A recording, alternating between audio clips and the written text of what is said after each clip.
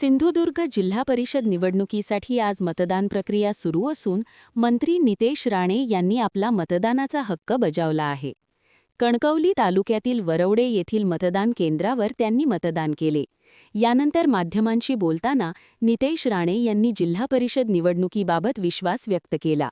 गेली 27 वर्षे नारायण राणे यांच्या नेतृत्वाखाली जिल्हा परिषदेवर सत्ता असून यावेळीही महायुतीच्या माध्यमातूनच विजय मिळणार असल्याचा दावा त्यांनी केला.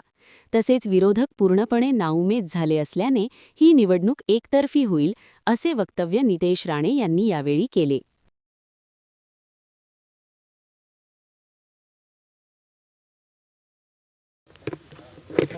सिंधुदुर्ग जिल्हा परिषद पंचायत समितीच्या मतदान आज सकाळी 7:30 पासून सुरू झालेलं आहे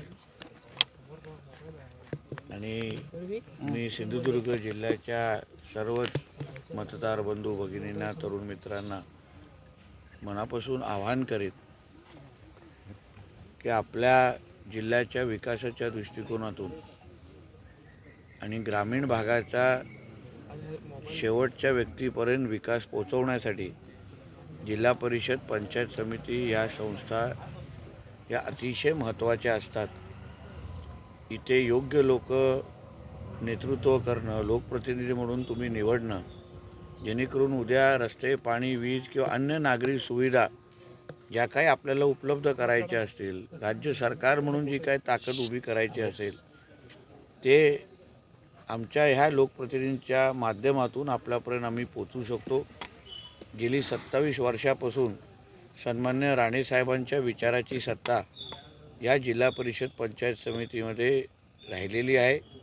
लोकांनी अनुभव घेतलेला आहे आणि म्हणून परत एकदा आज आपण आपला मतदानाचा हक्क बजावून मतदारांनी या जिल्ह्याच्या सर्वांगीण विकासासाठी आणि ह्या जिल्ह्याचा प्रत्येक नागरिकाला त्याच्या गावागावापर्यंत विकास पोहोचवण्याच्या दृष्टिकोनातून आपण आम्हाला मतदानारूपी आशीर्वाद द्यावा ही विनंती या निमित्ताने करीन. जास्तीत जास्त मतदान होणं हे अत्यंत गरजेचं आहे, कारण का आपल्याला आपला हक्काचं लोकप्रतिनिधी जो पुढची 5 वर्ष आपली सेवा करू शकतो, जिल्हा परिषदेमध्ये आपला आवाज उचलू शकतो, आमच्यापर्यंत पोचून आपल्यासाठी पाहिजे तेवढी निधी उपलब्ध करू शकतो, असा लोकप्रतिनिधी निवडण्याचा आजचा दिवस 5 वर्षामध्ये एकदाच आपल्यासाठी परत एकदा आलेला आहे. म्हणून मी कळकळीची विनंती करीन की कमळ आणि धनुष्यबाण हे जे आमचे महायुतीचे जेवढे उमेदवार आहेत पूर्ण जिल्ह्यामध्ये, या सगळ्या जणांना आपण आशीर्वाद द्यावं. शेवटी ह्या दोन्ही चिन्हाच्या मागे आदरणीय देवेंद्र फडणवीस साहेब, आदरणीय रवी चव्हाणजी, आदरणीय आमचे राणेसाहेब, आदरणीय एकनाथ शिंदे साहेब आणि सुनीत्रा पवार मॅडम, या सगळ्या ताकद या दोन्ही चिन्हाच्या मागे उभी आहे. म्हणून ह्या चिन्हाच्या समोर बटन दाबून आपण आपल्या गावाचा आणि विभागाचा विकास करून घ्या, असे आव्हान या निमित्ताने मी करेन. शेतकऱ्यांना हा विषय जवळपास 25 सदस्य जिल्हा परिषद आणि पंचायत समितीचे निवडून आल्यात महायुतीचे. एकतर्फी निवडणूक होताना दिसते, काय चित्र राहील, काय सांगाल? बघा, निवडणुकीमध्ये बिनविरोध होणं हे काय आमच्या हातात नव्हतं. शेवटी त्या विरोधी पक्षाचे जे उमेदवार आहेत, ते पक्ष आहेत, ते त्यांना आपल्या उमेदवारांना बळ देऊ शकले नाहीत. आज ही सकाळपासून मी माहिती घेतोय, असंख्य गावामध्ये बूथ पण लागलेले नाही आहेत. म्हणजे विरोधी पक्षामध्येच अगर आमच्या विरुद्ध लढण्याचीच अगर क्षमता नसेल, ते लोकशाहीमध्ये आपली बाजूच मांडण्याची अगर त्यांची तयारी नसेल, सक्षम पर्याय उभं करण्याची तयार नसेल, एवढे नाउमेद झाले असतील, तर मला वाटतं ही निवडणूक जसं आपण बोलता तसं निश्चित पद्धतीने एकतर्फी आहे. पण आम्हाला जे संस्कार राणेसाहेबांनी दिलेले आहे, आमच्यासाठी कुठलीही निवडणूक आम्ही सोपी घेत नाही. आज संध्याकाळी 5:30 वाजेपर्यंत जोपर्यंत शेवटचा व्यक्ती ज्यांना मतदान करायचं आहे तो आतमध्ये जाऊन मतदान करत नाही किंवा आम्ही त्याला मदत करत नाही, तोपर्यंत आमचे सगळे कार्यकर्ते महायुतीचे हे मेहनत करतायत आणि मतदारांपर्यंत पोहोचण्याचा प्रयत्न करतायत. 27 वर्ष राणेसाहेबांची जिल्हा परिषद सत्ता आहे, कसं चित्र असेल आता 9 वर्षानंतर निवडणूक? हे लक्षात घ्या की शेवटी 27 वर्षामध्ये राणेसाहेबांच्या विचाराची सत्तामुळेच आज आमच्या जिल्हा परिषद पंचायत समितीच्या माध्यमातून आमच्या ग्रामीण भागाचा विकास झालेला आहे. पहिलं आम्ही 35,000 तर आमचं दरडोई उत्पन्न होतं. आज आम्ही 2.5 लाखाच्या घरामध्ये गेलेलो आहे. हे नेतृत्वामुळेच शक्य होतं. हे त्यांच्या दूरदृष्टीमुळे शक्य झालेलं आहे. आणि आता ही 5 वर्ष आज मी जिल्ह्याचा पालकमंत्री आहे, राणेसाहेब खासदार आहेत, निलेशजी आमदार आहेत, केंद्रात आणि राज्यामध्ये भारतीय जनता पक्ष प्रणित NDAची आणि महायुतीची सरकार आहे. म्हणून अतिशय पोषक वातावरण आहे. म्हणून कमळ आणि धनुष्यबाणाच्याच निवडणं हे आपल्या विकासाची दालनं उघडण्यासाठी आहे. असंख्य भागामध्ये काही अपक्ष उभं करण्याची मस्ती काही लोकांनी केलेली आहे.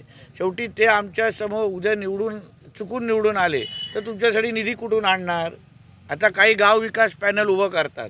गाव विकास पॅनल त्यांना 1-2 वर्षामध्येच कळतं की आम्ही निधी आणू शकत नाही. उद्या कलेक्टरकडे काय काम असेल, ग्रामविकास मंत्रालयाकडे काम असेल तर कुठून आणणार निधी? कुठून आणणार ताकद? मंत्रालयापर्यंत कसं पोचणार? ह्यापेक्षा एक राणेसाहेबांच्या विचाराची आणि फडणवीस साहेब आणि एकनाथ शिंदे साहेबांना पाठिंबा दिलेले हे सगळेचे सगळे महायुतीचे उमेदवार कमळ आणि धनुष्यबाणचे ह्यांना तुम्ही निवडलं तर तुमच्या भागाचा विकासाची पूर्ण गॅरंटी ही आम्ही घेऊ शकतो. मुंबईमध्ये आज भाजपचा महापौर पदाचा उमेदवार जो आहे तो अर्ज भरणार आहे. दुसरीकडे उद्धव ठाकरेंच्या शिवसेनेचा देखील उमेदवार असणार आहे रिंगणात. शेवटी एक लक्षात घ्या, आज मुंबईकरांनी आपला महापौर निवडलेला आहे. आपले कुठल्या सत्तेच्या कुठल्या पक्षाच्या माध्यमातून मुंबईचा विकास झाला पाहिजे हे मुंबईकरांनी कौल दिलेला आहे.